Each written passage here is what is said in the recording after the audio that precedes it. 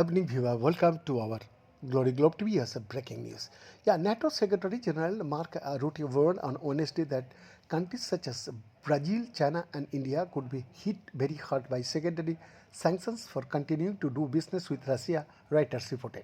His statement comes a day after President Donald Trump announced new weapons for Ukraine and threatened to impose secondary tariffs of 100% on the buyers of Russian exports unless there is a peace deal in 50 days. During his meeting with senators in the US Congress, Rutte urged the three nations to persuade Putin to take the peace deal with Ukraine seriously.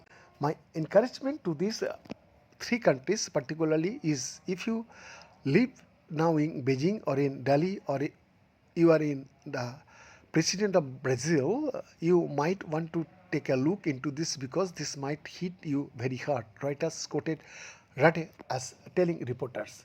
So please make the phone call to Vladimir Putin and tell him that he has to get serious about peace talks because otherwise this will slam back on Brazil, on India, and on China in a massive way, Rutte stated.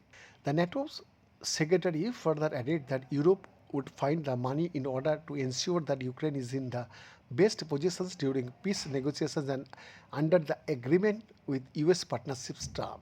So the US would now massively supply Ukraine with weapons, not just air defense, also missiles and ammunition paid for by the Europeans.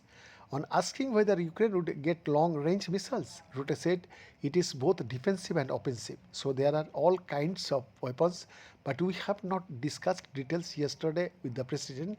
This is really being worked through now by the Pentagon, by the Supreme Allied Commanders in Europe, together with the Ukrainians. Beyond this exclusive report, Glory Globe TV, Delhi, Bharat.